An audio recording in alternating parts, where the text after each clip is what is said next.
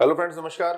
आज की हमारी बात भारत सरकार के लेटेस्ट इकोनॉमिक सर्वे आर्थिक समीक्षा 2020-21 पिछले वर्ष यानी कोविड वाले वर्ष में 2020-21 में भारत देश की अर्थव्यवस्था कैसी रही उसके बारे में जानने का प्रयास करेंगे। संक्षिप्त सी परिचर्चा हमारी।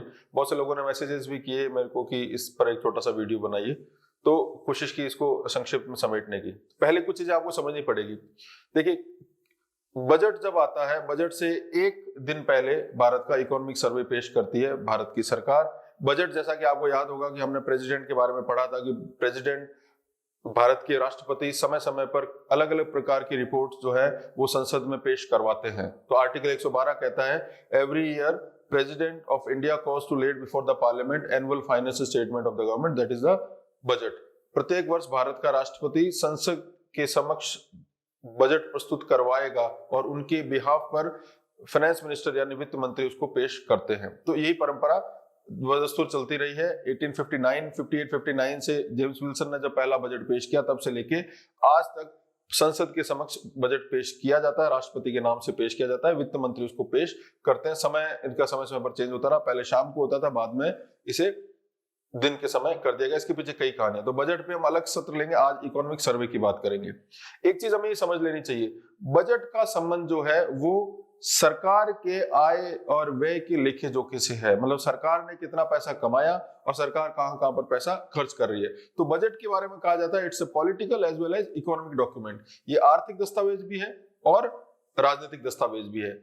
तो सरकार को पैसा कहां से मिलता है, सरकार पैसे कहां खर्च करती है, सरकार की वित्तीय हालत के बारे में बताता है। जैसे हम हमारा आईटीआर जो है इनकम टैक्स रिटर्न भरते हैं, वैसे सरकार भी अपने बारे में पूरा जो है तफसील से बताती है। चूंकि सरकार लोकतांत्रिक रीति से चुनी गई, इसलिए वे भारत की जनता के समक्ष बजट को पेश करते हैं। भारत की जनता के प्रतिनिधि पार्लियामेंट संसद में बैठते हैं, तो संसद के समक्ष पेश करवाया जाता है। यही दस्तूर रहा है। अब जब सरकार बजट पेश करती है, अपनी माली हालत के बारे में, अपनी इकोनॉमिक कंडीशन के बारे में बताती है, उससे पहले एक दिन पहले वो भारत देश में अर्थव्यवस्था की कैसी स्थिति रही, भारतीय अर्थव्यवस्था मोटा मोटी कैसी रही है, उसके बारे में भी अपना आकलन देता है। ये परंपरा 1950-51 से प्रारंभ हुई, जब इकोनॉमिक सर्वे बजट के साथ पेश किया जाने लगा। 1964 में इकोनॉमिक सर्वे को बजट डॉक्यूमेंट से अलग कर दिया गया। हालांकि इसका जो नेचर है वो नॉन बाइंडिंग है, ये आधिकारिक रूप से सरकार पर बाध्यकारी नहीं है, सरकार केवल आकलन करती है। अब इसके साथ में एक चीज आपको ये भी जान लेनी चाहिए कि सरकार जो बात पार्लियामेंट में कहती है वो सबसे ऑथेंटिक मानी जाती है। यानी भारत की जो संसद है वो सूचना का सबसे प्रामाणिक स्रोत माना जाता है। संसद का काम विधायन करना तो है ही, लेकिन साथ ही साथ में सूचना का या इंफॉर्मेशन का मोस्ट ऑथेंटिक सोर्स माना जाता है। तो भारत सरकार स्वयं इकोनॉमी के बारे में जो बातें कहती है वो बहुत ही ऑथेंटिक और बहुत उच्च दर्जे की और प्रामाणिक मानी जाती है। अखबारों में, पत्र पत्रिकाओं में, मीडिया में, सोशल मीडिया में इकोनॉमी के बारे में जो भी बातें आती है उसकी प्रामाणिकता किस दर्जे की है हम कह नहीं सकते, लेकिन जब सरकार कहती है तो इसका मतलब ये 100% प्रामाणिक है। तो इस लिहाज से अगर देखा जाए तो इकोनॉमिक सर्वे हमारे देश की इकोनॉमी के वास्तविक निष्पादन यानी एक्चुअल परफॉर्मेंस को शो करता है। अब ये जो इकोनॉमिक सर्वे वो एक दिन पहले पेश किया जाता है। पहले ये एक बुक में किया जाता था, आजकल इसको दो पार्ट में, दो वॉल्यूम में किया जाता है, वॉल्यूम 1 और वॉल्यूम 2 जो आपको स्क्रीन पे नजर आ रहे हैं। वॉल्यूम 1 जो है वो देश की इकोनॉमी के बारे में अपना व्यू देता है। ये एक एनालिटिक डॉक्यूमेंट है कि हम कैसे प्रगति कर रहे हैं, क्या क्या हमारे जो है कॉज ऑफ कंसर्न है, अर्थव्यवस्था में किन किन चीजों पे हम ध्यान दे रहे हैं, आगे जाके कौन सा सेक्टर जो है अच्छा ग्रो करेगा, किसमें जो भी बातें जो आकलन किया जाता है, जो उसका एनालिसिस किया जाता है, वो उसमें दिया जाता है। वॉल्यूम 2 जो है, जो उसका दूसरा खंड है, ये फैक्चुअल स्थिति के बारे में बताता है, इकोनॉमी के बारे में। अब जब इकोनॉमी की बात करते हैं तो कुछ बेसिक चीजें हमें वैसे भी मालूम होनी चाहिए कि इकोनॉमी, भारत की जो अर्थव्यवस्था मिश्रित अर्थव्यवस्था है, मिक्स्ड इकोनॉमी। जब हम इकोनॉमिक्स की सीरीज स्टार्ट करेंगे तो एक एक करके सिंप्लीफाइड तरीके से पढ़ेंगे, लेकिन अभी आपको ये समझ लेना चाहिए कि भारत की अर्थव्यवस्था में बाजार और भारत की अर्थव्यवस्था में सरकार दोनों का रोल रहता है। बाजार का मतलब है डिमांड एंड सप्लाई और सरकार का मतलब है सरकार की नीतियां। तो ये दोनों का इंटरप्ले हमारी इकोनॉमी में चलता है। अर्थव्यवस्था के बारे में जब पढ़ा जाएगा तो अर्थव्यवस्था किस ओर जा रही है और अर्थव्यवस्था में क्या मुद्दे हैं, तो वॉल्यूम 1 को देखा जाएगा। और अर्थव्यवस्था की वस्तुगत स्थिति कैसी है, फैक्चुअल स्थिति कैसी है, तो वॉल्यूम 2 को पढ़ेंगे। वॉल्यूम 2 को जब पढ़ेंगे तो मैक्रो इकोनॉमिक इंडिकेटर्स पढ़ेंगे कि अर्थव्यवस्था में क्या क्या जीडीपी इत्यादि कैसे कैसे चल रहे हैं। उसके बाद में सरकार की फिस्कल पॉलिसी, फिस्कल का मतलब राजकोषीय, टैक्स इत्यादि, सब्सिडी इत्यादि, सरकार कहाँ कहाँ पैसा खर्च कर रही है उसके बारे में पढ़ते हैं। फिर मॉनेटरी पॉलिसी यानी बैंकिंग और कैपिटल मार्केट के बारे में पढ़ते हैं।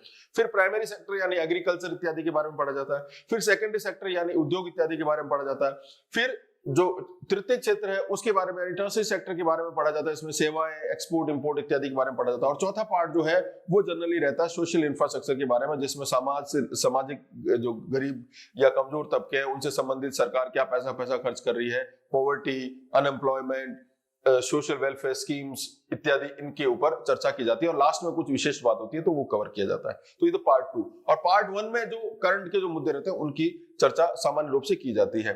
अब इस इकोनॉमिक सर्वे को प्रिपेयर कौन करता है? मिनिस्ट्री ऑफ फाइनेंस करती है। मिनिस्ट्री ऑफ फाइनेंस में डिपार्टमेंट ऑफ इकोनॉमिक अफेयर्स, और डिपार्टमेंट ऑफ इकोनॉमिक अफेयर्स में चीफ इकोनॉमिक एडवाइजर जो है के सुब्रमण्यम, वो आर्किटेक्ट माने गए हैं दोनों इकोनॉमिक सर्वे के बारे में, दोनों आर्थिक समीक्षाओं के बारे में। ये इकोनॉमिक सर्वे जो है वो नीरस नहीं है, ऐसा नहीं है कि केवल इकोनॉमी के डेटाज दिए हुए उसी पर जो है चर्चा चल रही है।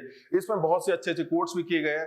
कोट्स को अगर आप देखोगे, यानी इसमें जो अलग अलग बातें दी गई, कुछ लाइंस ऐसी दी गई है जो महाभारत की है, रघुवंशम की है, कुरल की है, रविंद्रनाथ टैगोर, महात्मा गांधी, रघुवंशम, एपीजे कलाम इत्यादि के स्टेटमेंट भी इसमें है। इंडिया ऑस्ट्रेलिया के क्रिकेट मैच का संदर्भ भी इसमें मिलेगा। 3 इडियट्स मूवी का एक संदर्भ भी आपको इसमें मिलेगा। मालगुडी डेज नाम की बुक है, उसका संदर्भ आपको इसमें मिलेगा। मार्टिन लूथर किंग जूनियर है, उसके एक स्टेटमेंट में मिलेंगे। तो इकोनॉमिक सर्वे में समय समय पर कुछ ऐसे कोट्स भी आपको देखने को मिलेंगे जिससे आप रिलेट कर सको, इकोनॉमिक घटनाएं जो चल रही है उनको आप समझ सको। तो ये तो रही बात इंट्रोडक्टरी। अब दूसरी बात, ये जो तैयारी करते हैं एस्पिरेंट्स, उसके लिए जिसके लिए हम वीडियो बना रहे हैं, जो यूपीएससी एस्पिरेंट है या स्टेट पीसीएस की तैयारी कर रहे हैं और अन्य कॉम्पिटिटिव एग्जाम्स की तैयारी कर रहे हैं, इकोनॉमिक सर्वे जब आता है तो उसका इतना हो हल्ला कर देते हैं, उसका इतना जो है उसको इतना वजनदार बना देते हैं, उसको समझते हैं कि ये ऐसा डॉक्यूमेंट आ गया है जिसको आपको सांगोपांग पढ़ना है और उसकी एक एक लाइन को, एक एक वर्ड्स को, एक एक स्टांजा को एसिमुलेट करना है, इंटरनलाइज करना है, ऐसा सोच के तैयारी में लग जाते हैं। तो इस बात को बिल्कुल आप मान लीजिए बिल्कुल निर्मूल है। पिछले 3 यूपीएससी के प्री में मुश्किल से एक आधा सवाल इकोनॉमिक सर्वे से अगर माना जाए तो एक्सक्लूसिवली आया होगा, और मेंस में तो वो भी नहीं आता। ठीक है, तो हमें जो चीज समझने की आवश्यकता है, इकोनॉमिक सर्वे को लाइटली पढ़ना है और ट्रेंड को समझना है, ना कि फैक्ट्स को समझना है। पैटर्न समझना है कि इकोनॉमी किस ओर जा रही है और मुख्य मुद्दे क्या है।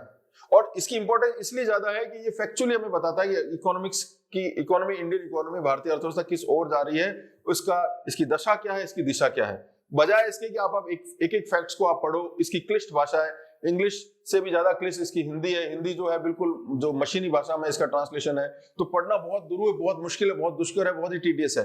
तो इसके पैटर्न को आप समझिए, बहुत ज्यादा इसमें उलझिए मत, सभी चीजों का रट्टा आपको नहीं मारना। एक कॉमन अंडरस्टैंडिंग, एक जनरल अंडरस्टैंडिंग, ब्रॉड अंडरस्टैंडिंग अगर आपकी होगी तो आपका काम चल जाएगा। कहने का मतलब है कि इकोनॉमिक सर्वे को आप लाइटली लीजिए। इकोनॉमिक सर्वे ऑथेंटिक डेटा जरूर देता है, लेकिन आपको उसका जो है पैटर्न ही समझना है।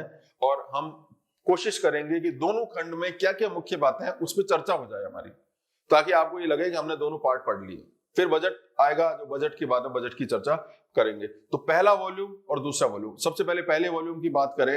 अब इसका कलर कैसा है, स्काई कलर का ये मतलब होता है, इस कलर का ये मतलब होता है, लेवेंडर कलर का क्या मतलब, कुछ नहीं पड़ा इन बातों में, ना इनसे कुछ आना जाना है। आप सिंपली समझिए कि वॉल्यूम 1 जो है वो बता रहा है कि इकोनॉमी की दशा और दिशा कैसी है और इसमें किन किन चीजों का ध्यान रखना है।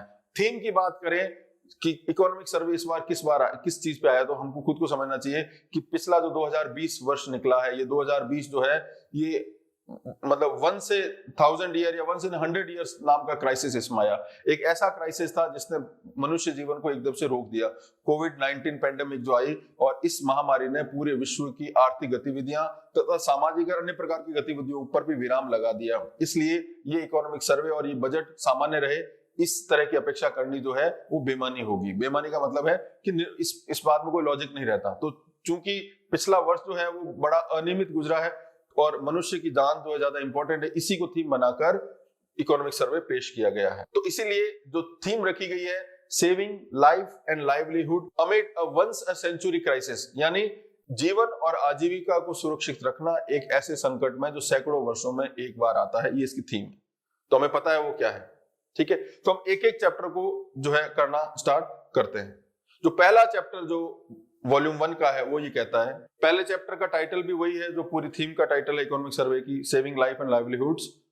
ठीक है, तो उस पर क्या क्या बातें की गई। तो इसकी जो मूल जो लुब्बो लुबाब है, इसका जो सार वो ये है कि हमारी जो संपत्ति अगर लॉस हो जाती है तो उसको हम रिकवर कर सकते हैं। हमारी जीडीपी ग्रोथ रेट अगर जो है वो लॉस हो गई है, वो डिक्लाइन हो गई है, तो उसको हम वापस जो है रिकवर कर सकते हैं। लेकिन ह्यूमन लाइफ अगर once loss is lost for ever, एक बार मनुष्य की जान चली गई तो चली गई। तो हमने भौतिक संसाधनों से ऊपर मानव संसाधनों को रखा है, और मानव की जीवन मानव का जो जीवन है, ह्यूमन लाइफ है, उसकी अपनी डिग्निटी है और वो सर्वोपरि है, वो पैरामाउंट इंटरेस्ट है। इसमें ये भी चर्चा की गई कि किस तरह से पैंडेमिक आया और किस तरह से इंटेंस जो है और पूरा ऑल एनकंपासिंग हमने लॉकडाउन लगाया, और उस लॉकडाउन लगाने के क्या फायदे हुए। चाहे हमारी आर्थिक प्रगति जरूर हो गई, लेकिन हमने मानव जीवन को जो है सर्वोच्च वरीयता दी, पैरामाउंट इंटरेस्ट दिया और हमने उसको बचाया। और सितंबर में जब पीक पे पहुंच गया, उसके बाद में हमारा कोविड का जो कर्व है वो फ्लैटन होना स्टार्ट हो गया, वो समतल होना स्टार्ट हो गया, यानी कोविड की महामारी का जो प्रकोप है वो कम होना स्टार्ट हो गया। इसी में कहा गया है कि चूंकि 2020 के पहले क्वार्टर में हम लगभग 7.5% का हमारा डिक्लाइन हुआ, लेकिन हम अब जो है, अब जब हम रिकवरी करेंगे तो वी शेप में करेंगे। वी शेप का मतलब है कि अब हमारी रिकवरी जो होगी डबल डिजिट में होगी। इकोनॉमिक सर्वे ये कहता है कि भारत उन चुनिंदा देशों में से एक था, यानी लगभग इकलौता ऐसा देश था जिसने स्ट्रक्चरल रिफॉर्म्स जो है साथ साथ में स्टार्ट किए इस कोविड के समय में, ताकि लॉन्ग टर्म और मीडियम टर्म जो है हमारा जो है कैपिटल आउटपुट है वो बढ़ सके। इसमें ये कहा गया है कि लोगों के खर्च को बढ़ाने के लिए सरकार ने समय समय से प्रयास किए कि ताकि ज्यादा से ज्यादा लोग एक्सपेंडिचर करें, उससे डिमांड बढ़े और डिमांड की वजह से इकोनॉमी में एक तरह की जो है गति मिले। तो ये कार्य हमने कोविड क्राइसिस के समय स्टार्ट कर दिया था। और सर्वे ये भी कहता है कि जैसे ही इकोनॉमी अब हमारी जैसे रिकवर होनी स्टार्ट की, तो अब हम जो है वापस जो है एक तरह से जो बाउंस बैक करेंगे, हमारी इकोनॉमी जो वी शेप में आगे बढ़ेगी, और एक तरह से हमने यहाँ से इकोनॉमी में यू टर्न लेना स्टार्ट कर दिया, इसको अप टर्न भी कह सकते हैं। तो पहला चैप्टर का मूल यही है कि हमने कोविड में अच्छा परफॉर्म किया, मानव जीवन को ज्यादा वरीयता दी, धन की बजाय जन पर ज्यादा हमने फोकस किया। दूसरा जो पार्ट है, दूसरा जो चैप्टर है वॉल्यूम फर्स्ट का सर्वे का, वो ये कहता है कि किसी भी देश की इकोनॉमी में, अब देखिए बजट जो है सरकार की बात करता है, इकोनॉमिक सर्वे देश की बात करता है, तो किसी भी देश में डेट कितना यानी कर्ज कितना है और उसकी ग्रोथ रेट कितनी है, उसके संबंध में बात करता है कि हमारे देश की ग्रोथ रेट, हमारे देश की का जो डेट का यानी हमारे जो कर्ज का जो स्तर है, उनके बीच में और सतत विकास के बीच में किस तरह का संबंध है। एक शब्द यूज किया गया इसमें IRGD, interest rate growth rate differential, यानी कोई देश ग्रोथ कर रहा है और किसी देश ने कर्ज भी ले रखा है, तो जनरली ये देखा जाता है कि इंटरेस्ट रेट जो है वो ग्रोथ रेट से ज्यादा होती है बहुत से देशों में, तो वो देश जो है डेट ट्रैप में फंसता जाता है। भारत इसका एक अपवाद है। भारत उन अपवाद देशों में है जहां पर ग्रोथ रेट जो है इंटरेस्ट रेट से ज्यादा है, यानी चाहे हमारे देश के ऊपर डेट ज्यादा हो, हमारे इकोनॉमी में डेट का परसेंटेज ज्यादा हो, लेकिन हमारी ग्रोथ रेट जो है वो उस इंटरेस्ट से ज्यादा है, उसके ब्याज से ज्यादा है। इसका मतलब ओवरऑल जो है हम ग्रो कर रहे हैं। तो एक सामान्य इकोनॉमी में हम देखते हैं कि अगर हम एक साल में जितने पैसे कमाते हैं, जितना धन कमाते हैं, अर्जित करते हैं, सृजन करते हैं धन का, वो हमारे द्वारा लिए गए कर्ज से ज्यादा होगा, तो इसका मतलब हम ग्रोथ कर रहे हैं। तो उसी को इन्होंने समझाने का प्रयास किया। जैसा कि मैंने आपको पहले भी बताया कि सरकार की अर्थशास्त्र के मामले में 3 तरह की नीतियां होती है। एक होती फिस्कल नीति, इसको राजकोषीय नीति कहा जाता है। एक होती मॉनेटरी पॉलिसी यानी मौद्रिक नीति, जिसमें बैंक इत्यादि कैपिटल मार्केट की नीतियां होती है। और तीसरा जो होता है वो सोशल वेलफेयर स्कीम इत्यादि अन्य नीतियां होती है। तो फिस्कल पॉलिसी यानी सरकार की राजकोषीय नीति की वजह से ही ये हुआ है कि हमारे देश पे डेट होने के बावजूद भी हमारी ग्रोथ रेट जो है वो अच्छी रही है। और इसका जो फिस्कल पॉलिसी का मतलब क्या है कि सरकार टैक्स किन पे लगाती है, सरकार के द्वारा लगाए गए टैक्स का दायरा कितना है, और सरकार जो पैसा अर्जित करती है रेवेन्यू और कैपिटल के फॉर्म में, वो किन किन तबकों पर खर्च किया जाता है, ताकि सरकार द्वारा खर्च किया गया खर्च और सरकार द्वारा लोगों से ली गई कर के रूप में जो आय है, उसका कैसे रैशनल यूज करके हम ग्रोथ ट्रेजेक्टरी पर चढ़ जाते हैं और हमारी जो है कंट्री की जो इकोनॉमिक ग्रोथ है वो ऑप्टिमम हो पाती है। तो उसी के बारे में बार बार इंसिस्ट इस चैप्टर में किया गया है। तीसरा जो चैप्टर है वो है इंडिया की इकोनॉमी की सॉवरेन रेटिंग और इंडिया की इकोनॉमी की वास्तविक स्थिति कैसी है। अब देखिए, जैसे हम नॉर्मल इकोनॉमिक्स में पढ़ते हैं, कोई व्यक्ति या कोई बिजनेसमैन की साख कितनी है, उसको आप पैसा दोगे या नहीं दोगे डिपेंड करता है उसका जो है पास्ट परफॉर्मेंस कैसा रहा है, वो किस तरह से पैसा कमाने में या उसको पैसा देने में आपका कितना जोखिम है, वो सुरक्षित है या नहीं है, वो हम आकलन करते हैं। तो वैसे छोटी इकोनॉमी का प्लेस होगा तो वो इनफॉर्मल तरीके से होगा, बड़ी इकोनॉमी होगी तो उसके बारे में रेटिंग एजेंसी वाले लोग हैं वो बताते हैं कि कौन सी कंपनी, कौन सा व्यक्ति और कौन सा देश कैसा है पैसा निवेश करने के मामले में। तो क्रेडिट रेटिंग एजेंसीज, अलग अलग क्रेडिट रेटिंग एजेंसीज है, मूडीज हो गया, जो स्टैंडर्ड एंड पुअर्स हो गए और अलग अलग इंटरनेशनल लेवल की जो क्रेडिट रेटिंग एजेंसीज है, वो विभिन्न देशों को एक तरह की कैटेगरी देती है, एक तरह की रेटिंग देती है। उस रेटिंग को ट्रिपल ए भी कहा जाता है, ट्रिपल बी भी कहा जाता है। तो ट्रिपल ए जो है और A++ जो है वो सर्वोच्च मानी जाती है, यानी उन वैसे देश जिनकी ट्रिपल ए या A++ कैटेगरीज मिलती है या जिनको स्टैंडर्ड मिलता है, उसमें अगर निवेश करोगे तो आपका निवेश सुरक्षित रहेगा, उसका रिटर्न भी जो है वो अच्छा मिलेगा। अभी क्या हुआ कि भारत की क्रेडिट रेटिंग एजेंसीज ने भारत की जो रेटिंग है वो थोड़ी सी पुअर करके बी में लेके आ गए। तो सर्वे ये कहता है कि क्रेडिट रेटिंग एजेंसी का किसी भी कंट्री की इकोनॉमिक परफॉर्मेंस के साथ में कोई एसेंशियल कोरिलेशन नहीं है, यानी रेटिंग एजेंसीज की कई और भी जो है इश्यूज रहते होंगे जिसकी वजह से किसी देश की रेटिंग करती है, लेकिन इंडिया की इकोनॉमी इतनी वाइब्रेंट है कि उस रेटिंग एजेंसी से भी ज्यादा अच्छा परफॉर्म कर रही है। अगर विदेशी निवेशक यहाँ पे पैसा निवेश करेंगे तो उनको बहुत अच्छा रिटर्न मिलेगा। और उस रेटिंग को के संदर्भ में ही कहा गया है कि उसका एक बहुत अच्छा कारण, बहुत जो बड़ा कारण ये है कि भारत देश निवेश के लिए बहुत सुरक्षित है। तो उसका एक बहुत जो बड़ा कारण है यहाँ की सरकार की फिस्कल पॉलिसी, यानी सरकार की राजकोषीय नीति। और उसी में ही रविंद्रनाथ टैगोर का कोट दिया गया है, अ माइंड विदाउट फियर। तो अ माइंड विदाउट फियर का मतलब है कि हमारी राजकोषीय नीति यानी देश की भारत सरकार की राजकोषीय नीति या भारत सरकार की कर और व्यय की नीति जो है इतनी बेहतरीन है कि यहाँ पर कोई भी व्यक्ति निवेश करेगा, विदेशी निवेशक, तो उसको सुरक्षित रिटर्न मिलना तय है। इसलिए इसी चैप्टर में कहा गया है कि सॉवरेन क्रेडिट रेटिंग एजेंसी जो है उनको ज्यादा ट्रांसपेरेंट होना चाहिए और उनको सब्जेक्टिव नहीं होना चाहिए। किसी देश के प्रति बहुत से ऐसे विदेशी तत्व होते हैं जो हमारे देश की साख को खराब करना चाहते हैं, तो हो सकता है कुछ सब्जेक्टिव कंसर्न भी रहे हो, तो उनको ज्यादा से ज्यादा ऑब्जेक्टिव होना चाहिए और ज्यादा से ज्यादा ट्रांसपेरेंट होना चाहिए ताकि हमारे देश की रेटिंग जो है वो बेहतर आए। अभी जो हमारी रेटिंग जो है वो जानबूझ के नीचे दी गई है ताकि भारत में निवेश कम आए। अगर भारत में निवेश अधिक आएगा तो बहुत से ऐसे देश होंगे जिनकी आर्थिक संप्रभुता के लिए या उनकी जो है विश्व बिरादरी, आर्थिक बिरादरी में भारत के आगे बिल्कुल न चले। अगला chapter economic survey volume first का जो है वो ये कहता है कि दो चीजों के बीच में कोरिलेशन हमें देखना चाहिए, दोनों के बीच में किस तरह का संबंध है, इनइक्वालिटी एंड ग्रोथ, असमानता और विकास। जैसे जैसे विकास और समृद्धि बढ़ती है वैसे वैसे असमानता भी बढ़ती है या नहीं बढ़ती। यदि कुछ देशों में इनइक्वालिटी ज्यादा है, ग्रोथ कम है, वहां पे समस्या है। कुछ देशों में ग्रोथ ज्यादा है, इनइक्वालिटी कम है, ये बेहतर है। भारत के बारे में भी ऐसा माना जाता है कि 2010 से लेके और 2018 तक का जो पीरियड है उसमें हमने ग्रोथ ज्यादा की है और हमारी इनइक्वालिटी भी जो है वो ग्रोथ से कम रही है, तो हमने बेहतर निष्पादन किया है। कुछ लोग बोलते हैं कि हमारे देश में बहुत बड़े धन के संसाधन जो है वो कुछ ही फैमिलीज के पास में है, तो हमारी ग्रोथ रेट बढ़ती हुई नजर आती है, लेकिन साथ ही साथ में असमानता इतनी ज्यादा है कि जिसकी वजह से सही पिक्चर इकोनॉमी की क्लियर नहीं हो पाती है। और ऑक्सफैम इत्यादि की रिपोर्ट्स भी समय समय पर इस पे अपने आंकड़े जुटाती है। तो सर्वे ये कहता है कि बजाय इसके कि आप पीछे भागो कि देश में विकास हो रहा है, देश में समृद्धि हो रहा है, वो तो आप जो है उस पर तो नजर नहीं डाल रहे हो, बल्कि इस बात पे डाल रहे हो कि देश में असमानता बढ़ रही है, तो उसका कोई फायदा नहीं।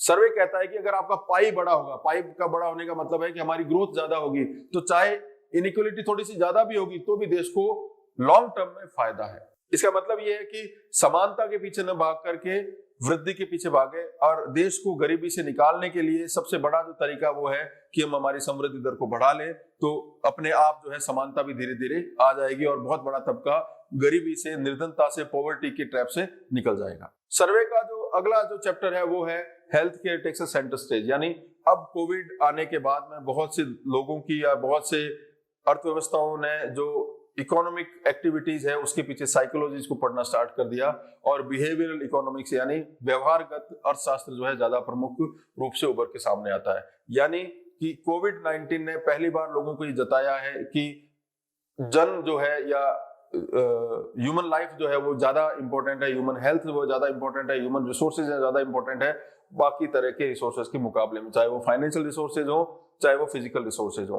तो हेल्थ केयर जो है वो सबसे इंपॉर्टेंट जो है और सबसे तेजी से उभरता हुआ पार्ट है अर्थव्यवस्था का। सर्वे में कहा गया है कि हेल्थ क्राइसिस जो है इकोनॉमिक और सोशल क्राइसिस को भी पैदा कर सकता है। सर्वे कहता है कि health infrastructure should be agile, यानी हमारे जो स्वास्थ्य का जो संरचना तंत्र यानी हॉस्पिटल, पीएचसी, डॉक्टर्स, मेडिसिन, उनसे रिलेटेड पैसे की व्यवस्था, फाइनेंस की व्यवस्था, ये एजाइल होना चाहिए। यानी अगर कोई रिस्क आता है, अगर कोई क्राइसिस आता है तो हम अपने आप को उसमें तब्दील कर सके, ये बहुत इंपॉर्टेंट है। सर्वे में नेशनल हेल्थ मिशन की बात की गई है कि किस तरह से नेशनल हेल्थ मिशन ने, राष्ट्रीय स्वास्थ्य मिशन ने गरीब और अमीर की जो स्वास्थ्य संबंधित सेवाओं को किस तरह से कम किया है, इसके बीच में इक्वलिटी लेके आए हैं, उसकी बात की गई है। दूसरी बात की गई है आयुष्मान भारत योजना के बारे में। सर्वे कहता है कि एक समय था जब हेल्थ के ऊपर जीडीपी का 1% पैसा खर्च हो रहा था, वो बढ़ते बढ़ते 2.5 से 3% तक हो चुका है, जो कि एक बहुत बड़ी उपलब्धि है।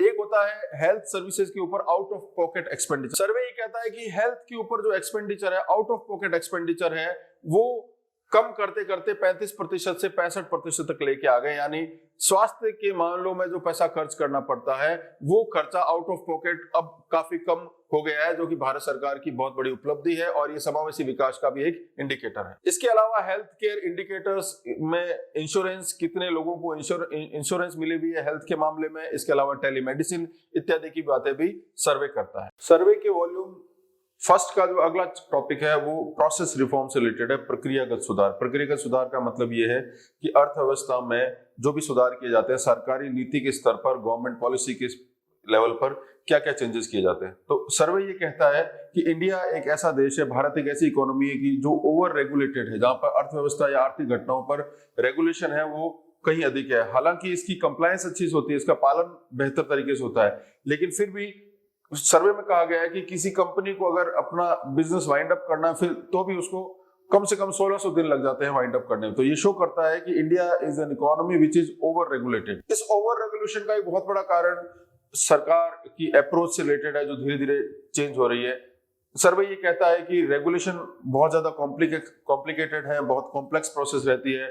डिस्क्रिशन का, यानी विवेकाधीन जो निर्णय करने होते हैं सरकारी अधिकारियों को या नीतिगत स्तर पर, वो बहुत ज्यादा है, वो ओपेक है। ओपेक कई जगह पर ऐसा है कि उनमें ट्रांसपेरेंसी कम पाई जाती है। तो ये सारी बातें सर्वे में कही गई है। इसका सॉल्यूशन क्या है? सिंप्लिसिटी इन रेगुलेशन, यानी रेगुलेशन को सिंप्लीफाई करो और एक ओवरव्यू रखा जाए सरकार को, न कि डे टू डे बेसिस पर सरकार का इंटरफेरेंस हो आर्थिक घटनाओं में। एक सुपरविजन यानी ओवरव्यू उस पर रखे और बाकी आर्थिक घटनाओं को चलने दे। ये एक तरह से न्यू लिबरलिज्म की विचारधारा से ओतप्रोत बातें। अगला चैप्टर जो है वो सर्वे में जो वो regulatory forbearance is a medicine for emergency not a staple diet कहता है कि कोविड के टाइम में, कोविड-19 के समय में जो वित्तीय बाजार जो थे या फिर वित्तीय नियामकीय संस्थाएं जो थी, उससे संबंधित जो भी फॉरबियरेंस का मतलब ये होता है कोई चीज को धैर्य, पेशेंस के साथ देखना। अगर किसी व्यक्ति ने कोई गलती कर दी है तो आप उसके प्रति फॉरबियरेंस शो करते हो। यानी सरकार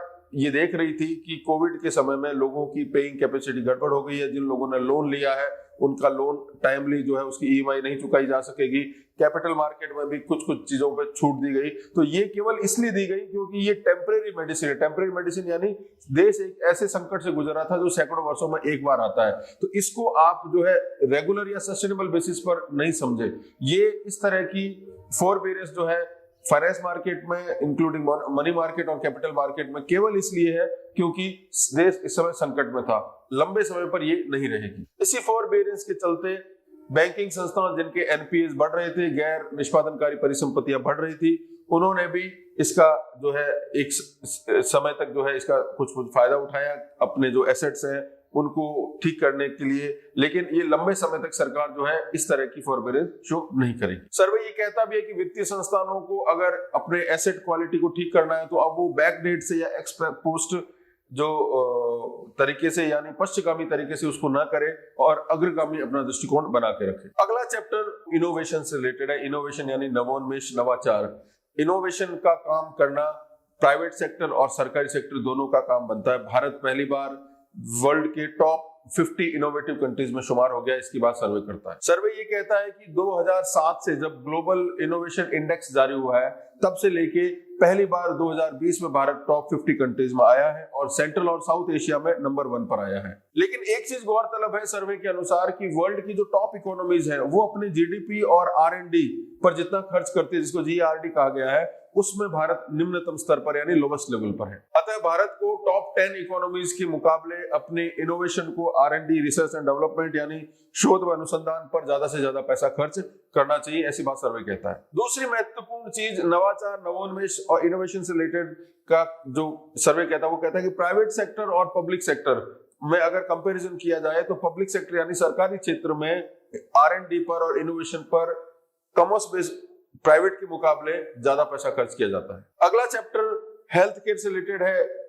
जय टू PM जय यानी प्रधानमंत्री जन आरोग्य योजना के बारे में चर्चा की गई है कि एक ऐसा प्रोग्राम था जो कि एक तरह से पाथ ब्रेकिंग था। इसने भारत के हेल्थ सिनेरियो में, भारत के जो स्वास्थ्य की संरचना है उसमें बहुत इंपॉर्टेंट रोल प्ले किया है। ये प्रोग्राम कोविड से पहले ही 2018 में लॉन्च कर दिया गया था, लेकिन इस प्रोग्राम के परिणाम हमें कोविड के क्राइसिस में भी सकारात्मक रूप से देखने को मिले। देश में स्वास्थ्य की स्थिति कैसी है, इससे संबंधित समय समय पर नेशनल हेल्थ सर्वे कंडक्ट करवाए जाते हैं। तो सर्वे हवाला देता है 2 नेशनल हेल्थ सर्वे का। 2 नेशनल हेल्थ सर्वे हुए हैं, एक 2015-16 का है और एक 2019-20 का है। दोनों की बातें सर्वे में की गई है। दोनों ही सर्वे बताते हैं कि भारत में हेल्थ इंश्योरेंस का कवरेज बढ़ा है। भारत में इन्फेंट मोर्टेलिटी रेट जो है वो काफी स्तर पर जो है वो नियंत्रण में आ चुकी है, यानी शिशु मृत्यु दर। फैमिली प्लानिंग यानी परिवार नियोजन से संबंधित भी काफी महत्वपूर्ण सफलताएं प्राप्त की गई है। सर्वे के वॉल्यूम फर्स्ट का जो लास्ट इंपॉर्टेंट चैप्टर है वो बेयर नेसेसिटी से रिलेटेड है, यानी जरूरी आवश्यकताएं। बेयर नेसेसिटी शब्द जो है वो जंगल बुक में आता है। मनुष्य को जीने के लिए बेसिक एमिनिटी जो चाहिए होती है वो तय करती है कि व्यक्ति निर्धन है या नहीं है, गरीब है या नहीं है, पुअर है या वो रिच है। तो बेयर नेसेसिटी एक तरह का निर्धनता यानी पॉवर्टी को मेजर करने का एक इंडेक्स है जो पहली बार उभर के आता है। 2018 से ये वर्ड जो है चर्चा में ज्यादा रहा है। बेयर नेसेसिटी एक तरह से मल्टी पॉवर्टी इंडेक्स के जैसा है, जो ये तय करता है कि कौन कौन सी ऐसी एमिनिटीज हैं, सुविधाएं हैं, आवश्यकताएं हैं जो किसी भी व्यक्ति को कम से कम स्तर पर तो मिलनी ही चाहिए। सर्वे कहता है कि केरल, पंजाब, हरियाणा, गुजरात ऐसे स्टेट है जहां पर निर्धनता की स्थिति जो है काफी कंट्रोल में है और लोगों की जो का जीवन स्तर, भौतिक जीवन स्तर है वो बेहतर है। बेयर नेसेसिटीज में सर्वे 5 एमिनिटीज की बात करता है। एक्सेस टू क्लीन वाटर यानी साफ पानी पीने की पहुंच होनी चाहिए, सैनिटेशन होना चाहिए, जो क्लीन एनवायरमेंट होना चाहिए, अच्छा घर होना चाहिए। ऐसी 5 चीजों की बात बेयर नेसेसिटीज में सर्वे करता है। साथ ही बेयर नेसेसिटीज के बारे में सर्वे कहता है कि 2012 से लेकर 2018 में इंटर स्टेट डिस्पैरिटी जो है या राज्यों के बीच में जो गरीबी के स्तर को लेकर जो भेद है या जो फर्क है वो काफी बड़ा है। हालांकि स्वास्थ्य के क्षेत्र में काफी बेहतरी दर्ज की गई है, लेकिन ओवरऑल जो है निर्धनता की स्थिति जो है वो बेयर नेसेसिटीज के नाम पर देखा गया है कि वो अभी भी एक स्तर पर बरकरार है। सरकार ने इससे संबंधित कई योजनाएं भी चलाई है, चाहे वो प्रधानमंत्री जन औषधि योजना हो या हाउसिंग से रिलेटेड योजनाएं हो। इन सारी योजनाओं के बावजूद भी अभी भी बहुत ऐसे राज्य हैं जहां बेयर नेसेसिटीज जो है अभी भी लोगों की बहुत बड़ी आवश्यकता है। तो ये तो सारी बातें हुई वॉल्यूम 1 की।